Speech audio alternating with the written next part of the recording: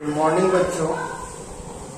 आज के वीडियो में हम इंटीग्रेशन पढ़ाने वाले हैं और जैसा कि आप जानते हैं इंटीग्रेशन एक जबरदस्त चैप्टर है और इस बार जब कुछ सिलेबस कम किया है तो इसको इंटीग्रेशन पूछा जा रहा है। एक्सरसाइज 7, 8, 9 आपके सिलेबस में है और उम्मीद है कि इससे 25 नंबर का सवाल आपको केवल 7 एक्सरसाइज से है, 20 से 25 नंबर। इसलिए इसको आप लोग ध्यान से समझेंगे और डेली वीडियो देखेंगे और पूरा वीडियो देखेंगे और होमवर्क जरूर बनाएंगे।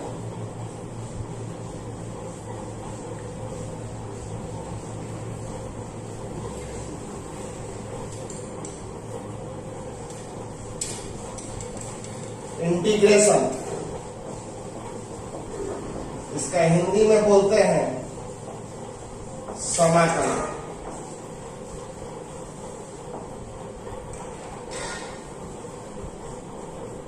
इंटीग्रेशन इज रिवर्स प्रोसेस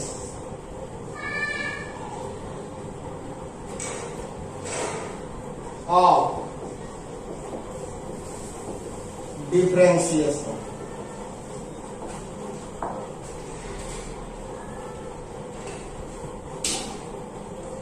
अवकलन के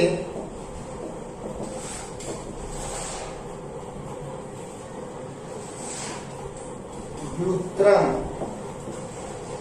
विधि को समाकलन कहते हैं। अवकलन के विपरीत विधि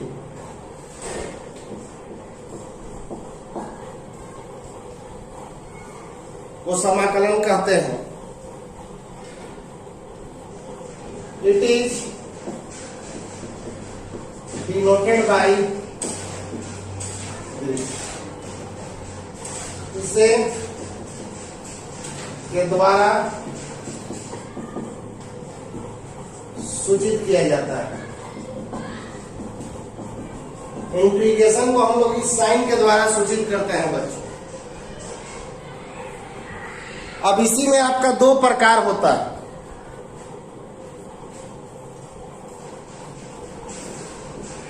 टाइप्स ऑफ इंटीग्रेशन।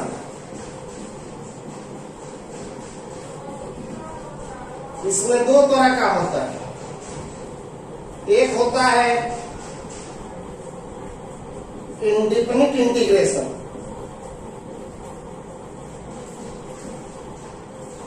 और एक होता है आपका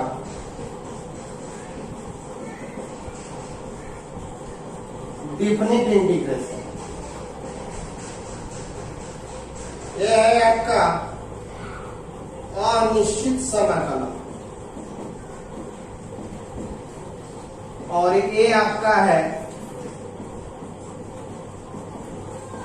निश्चित समाकलन। इंटीग्रेशन को हम लोग 2 तरह से डिनोट करते हैं। एक होता है अनिश्चित समाकलन और एक होता है निश्चित समाकलन। अब अनिश्चित समाकलन किसको कहते हैं?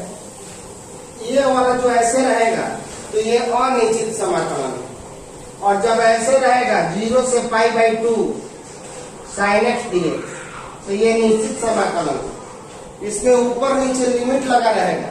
नीचे वाला को लोअर लिमिट कहते हैं, ऊपर वाला को अपर लिमिट कहते हैं। तो जब ऊपर नीचे लिमिट लगा रहेगा तो आपको डेफिनिट इंटीग्रेशन कहेगा। जिसमें लिमिट नहीं रहेगा वो आपका इनडेफिनिट इंटीग्रेशन कहलाएगा। इसमें इस तरह से दिया रहेगा।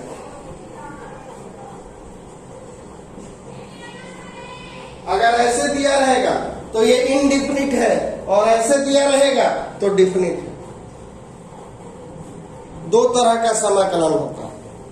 हम लोग एक्सरसाइज 7.1 से लेकर 7.7 तक इनडेफिनिट पढ़ेंगे और 7.7 से लेकर 7.11 तक डेफिनिट इंटीग्रेशन पढ़ेंगे। अब देखिए इंटीग्रेशन का फॉर्मूला। इंटीग्रेशन का फॉर्मूला आपको याद होने के लिए डिफरेंशिएशन का फॉर्मूला याद होना चाहिए, क्योंकि just reverse process of integration होता है। डिफरेंशिएशन का अभी हमने आपको डिफरेंशिएशन बताया कि रिवर्स प्रोसेस, जैसे डिफरेंशिएशन, साइन का डिफरेंशिएशन कॉस होता है तो कॉस का इंटीग्रेशन साइन होता है। मतलब आप अगर डिफरेंशिएट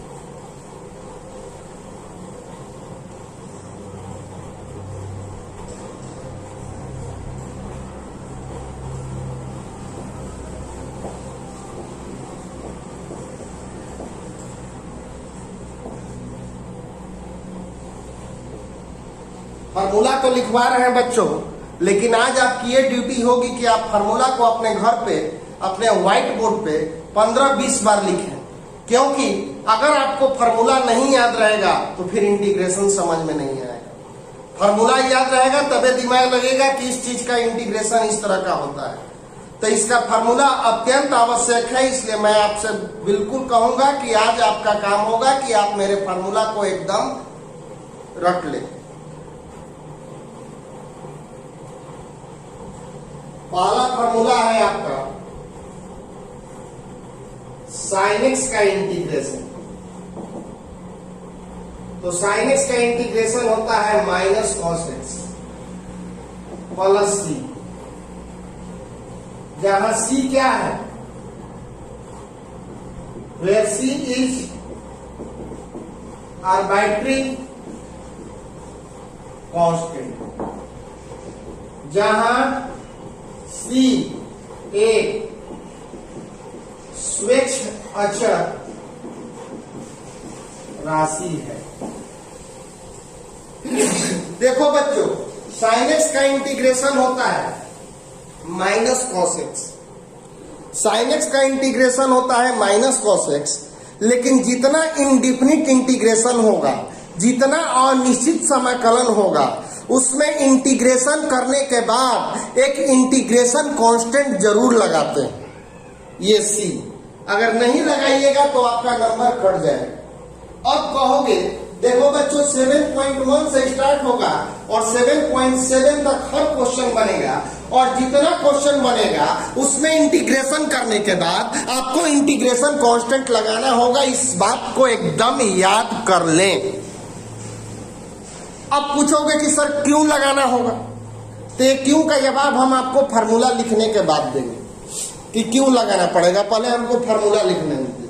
तो देखो बच्चों, साइन एक्स का इंटीग्रेशन होता है माइनस कॉस एक्स, और इसको जरा देखिए, इस फार्मूला को भी रिवीजन कर लीजिए।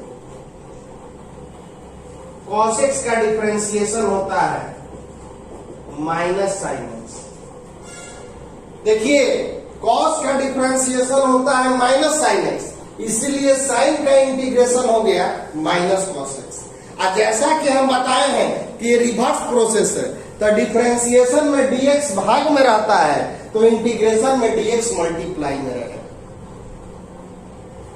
डिफरेंशिएशन में इंटीग्रेशन भाग में रहता है तो इंटीग्रेशन में dx जो होता है आपका मल्टीप्लाई में रहेगा। तो कॉस का, साइन का डिफरेंशिएशन होता है माइनस कॉस, तो कॉस का हो जाएगा माइनस साइन। अब देखिए दूसरा, आपको कोई पूछेगा कि साइन का डिफरेंशिएशन बताओ बच्चों, तो आप बोलते हो कॉस एक्स। तो साइन का डिफरेंशिएशन होता है कॉस, तो इसीलिए आपको याद रखना है कि कॉस का इंटीग्रेशन होता है साइन। ऐसे हम आपको एक दो फार्मूला प्रूफ करके भी दिखाएंगे लिखने के बाद, एक दो फार्मूला प्रूफ करके भी दिखाएंगे कि कैसे कॉस का इंटीग्रेशन साइन होता है, और एक दो दिखा देंगे तो आप उसी तरह से किसी को भी प्रूफ कर सकते हैं। तो देखो, साइन का डिफरेंशिएशन होता है कॉस, तो integration is reverse process of differentiation, तो कॉस का इंटीग्रेशन होगा साइन। साइन का डिफरेंशिएशन कॉस, तो कॉस का इंटीग्रेशन साइन, कॉस का इंटीग्रेशन साइन। अब देखिए, tan का डिफरेंशिएशन होता है बच्चों सेक स्क्वायर एक्स, याद होगा। तो सेक स्क्वायर एक्स का इंटीग्रेशन कोई पूछेगा तो tan x प्लस, tan का डिफरेंशिएशन sec स्क्वायर, तो sec स्क्वायर का इंटीग्रेशन tan x। वैसे आप इंटीग्रेशन कांस्टेंट c या k दोनों में से कोई लिख सकते हो, लेकिन कोई बच्चा r लिख देता है, t लिख देता है, वो भी लिख सकता है, लेकिन उसके बगल में आपको लिखना होगा कि r और t जो है आर्बिट्री कांस्टेंट है। लेकिन c और k को हम लोग जनरली मानते हैं कि इट इज आर्बिट्री कांस्टेंट।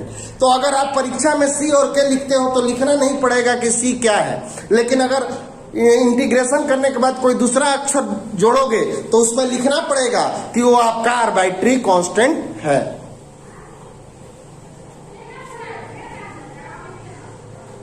चौथा देखिए, कॉट का डिफरेंशिएशन होता है minus cosec square X. Cot का डिफरेंशिएशन होता है माइनस कॉसेक स्क्वायर एक्स।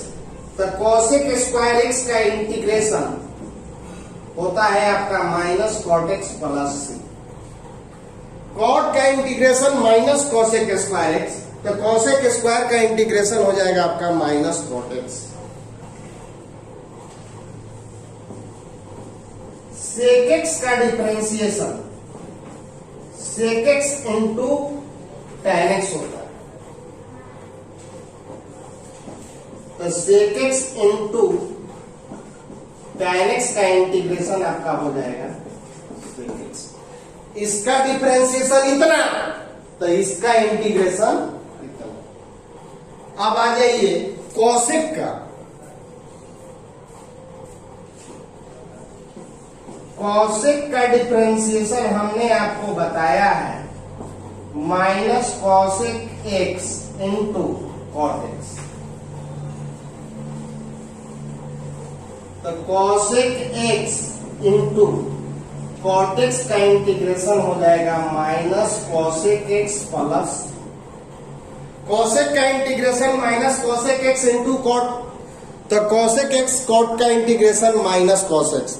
मैं एक बार फिर से बोल रहा हूं आप लोग को कि ये सब जो फार्मूला है, ये दोनों formula, this formula and this formula, जितना आज लिखवा रहे हैं, प्लीज आज आप उसको अपने कॉपी में या व्हाइट बोर्ड पे 15 से 20 बार जरूर लिखिएगा, ताकि ये याद हो जाए। हम रटने के लिए नहीं बोल रहे हैं, बस लिखिए मिटाइए, लिखिए मिटाइए, कम से कम 15 बार और अधिकतम 20 बार। आपको देखिए आगे इंटीग्रेशन बहुत बढ़िया समझ में आएगा, और इस चैप्टर से आप लापरवाही नहीं करेंगे। और इंटीग्रेशन का सिर्फ इतना ही नहीं फार्मूला है, अभी तो हम 16-17 ठो फार्मूला लिखवाएंगे, इसके बाद चैप्टर वाइज फार्मूला बढ़ते जाएगा, और टोटल 35-40 फार्मूला आपका इंटीग्रेशन का होगा, जिसमें से 2-3 फार्मूला डायरेक्ट ऑब्जेक्टिव में आता है। तो अगर फार्मूला आप याद रखते हैं तो कम से कम 3-4 गो ऑब्जेक्टिव तो आपका डायरेक्ट बन जाएगा। इसलिए प्लीज आप लोग आज क्या करेंगे कि जितना हम फार्मूला लिखवाए हैं इसको 15 से 20 बार अपने कॉपी या व्हाइट बोर्ड में लिखिए मिटाइए, लिखिए मिटाइए। जैसे 1 से लेकर 17 तक लिख दिए, देख के लिखिएगा, लिखने के बाद फिर उसको मिटा दीजिएगा, फिर उसको 1 से 17 तक लिखिए, फिर मिटाइए, फिर 1 से लेकर 17। लगेगा बोरिंग काम, लेकिन वो आपके लिए बहुत बेहतरीन काम होगा। log x का डिफरेंशिएशन होता है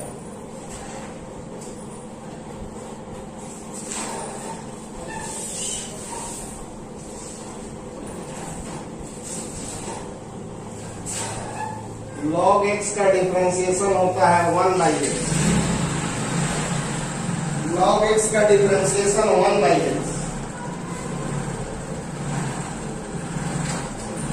तो 1/x का इंटीग्रेशन हो जाएगा। log x का डिफरेंशिएशन होता है 1/x, तो 1/x का इंटीग्रेशन आपका हो जाएगा log mod x प्लस। अब मॉड क्यों देते हैं ये भी आपको लास्ट में बताएंगे। आप तक कहिएगा कि सर log x का 1/x, तो 1/x का log x होना चाहिए, तो mod x के दिए ये आपको बताया जाएगा। एक e पे पावर x का डिफरेंशिएशन होता है e पे पावर x, तो e पे पावर x का इंटीग्रेशन होगा आपका e पे पावर x प्लस। EX का डिफरेंशिएशन होता है EX, तो EX का इंटीग्रेशन होगा आपका EX। 9 A पे पावर x का डिफरेंशिएशन होता है A पे power x into log A। तो यहां पे A पे पावर x का इंटीग्रेशन हो जाएगा A पे पावर x बटा में log A प्लस, देखिए उसमें गुना में log A है तो इसमें भाग में log A हो जाएगा। A पे पावर x का A पे power x into log A, और यहाँ पे A पे पावर x का A पे power x by log A। 10 dx पे पावर n का फॉर्मूला होता है nx n माइनस 1। तो उसी तरह से x पे पावर n बहुत ज्यादा इंपॉर्टेंट एक फार्मूला है। x पे पावर n का इंटीग्रेशन आप लोग फिजिक्स में पढ़े भी होंगे, n plus 1 by n plus 1 plus, उसमें पावर 1 घटता है तो इसमें पावर 1 बढ़ता है, उसमें n गुना में रहता है तो यहाँ पे n प्लस 1 डिवाइड में रहेगा।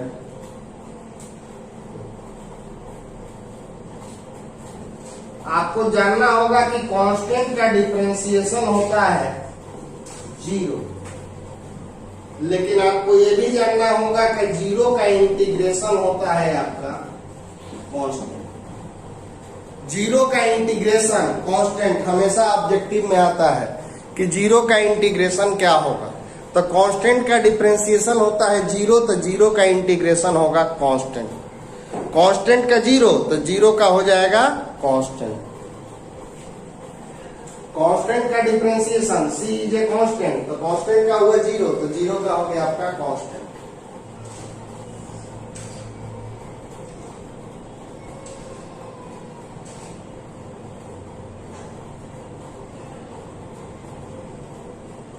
अब आइए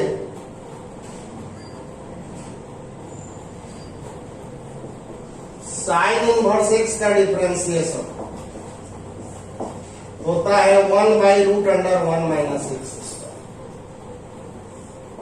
तो 1 by root under 1 minus x square का इंटीग्रेशन आपका हो जाएगा sine inverse x plus sine inverse x का डिफरेंशिएशन 1 बटा root under 1 minus x square, तो इसका इंटीग्रेशन हो जाएगा sine inverse x। Cos inverse x का differentiation minus root under 1 minus x square, तो minus root under 1 minus x square का integration आपका हो जाएगा cos inverse x plus tan inverse x का differentiation 1 by 1 plus x square, तो 1 by 1 plus x square का integration tan inverse x plus cot inverse x का differentiation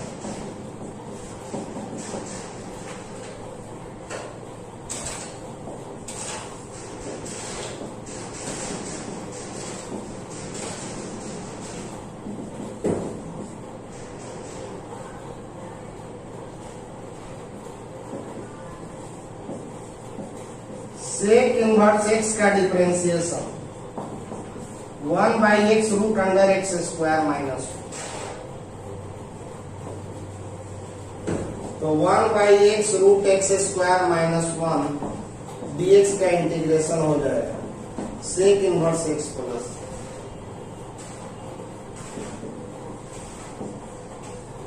cosec inverse का differentiation minus X root under X square minus 1,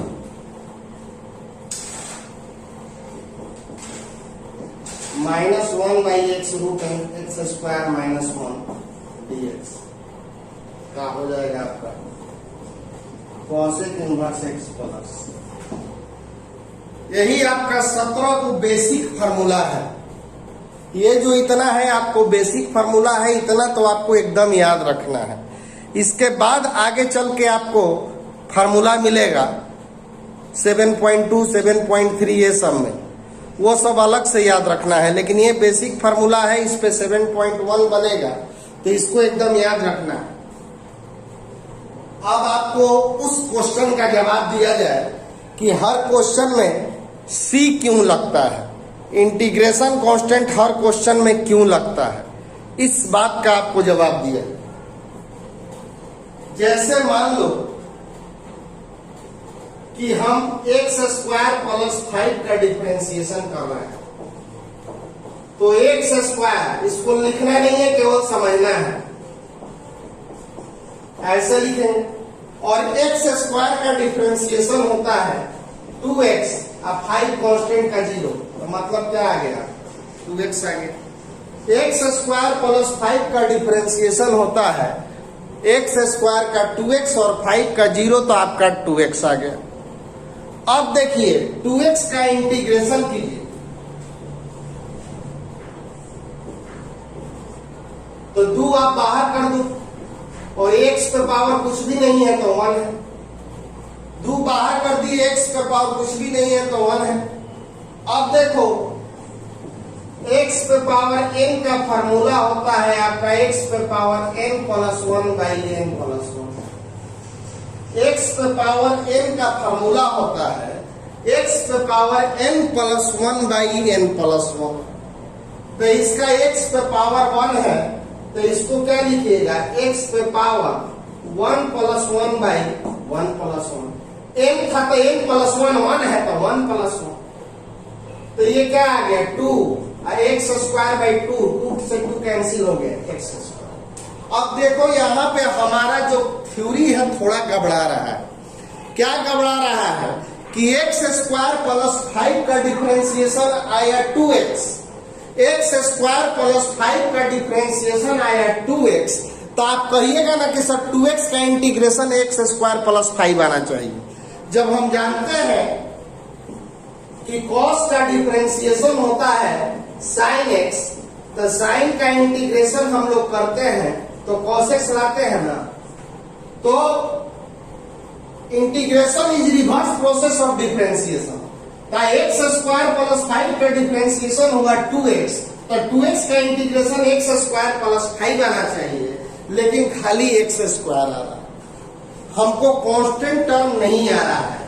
वो इसलिए नहीं आया क्योंकि वो 0 हो गया था और हमने 0 को ऐड करके केवल 2x लिख दिए।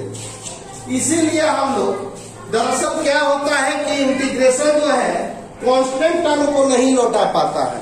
x² को लौटा दिया लेकिन 5 को नहीं लौटा पाया। अब 5 के जगह पे 50 रहता चाहे 500 रहता तो भी नहीं लौट पाता।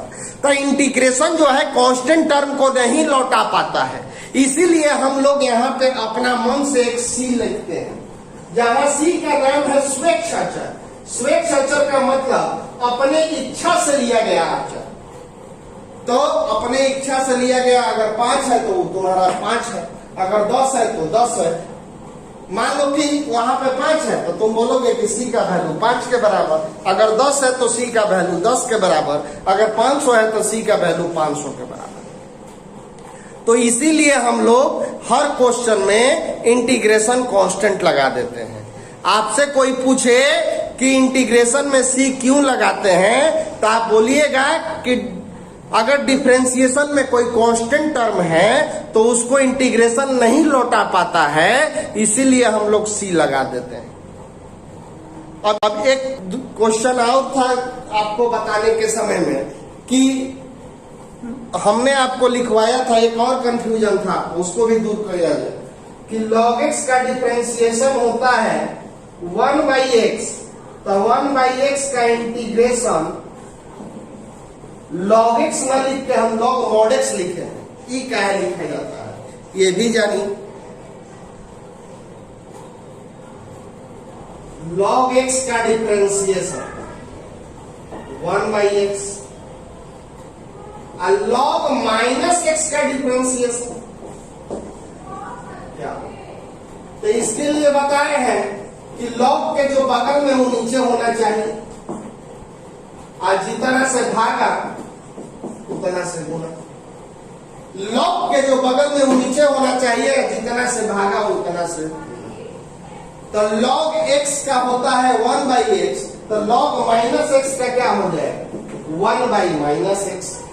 log x का होता है 1 by x, तो log माइनस x का हो जाएगा 1 by माइनस x, और ये dx कैंसिल हो गया तो यहां से क्या आ गया माइनस।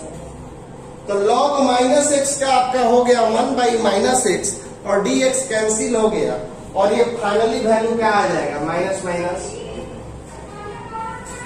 तो हम देख रहे हैं कि log x का डिफरेंशिएशन 1 by x और log माइनसो x का डिफरेंशिएशन 1 by x।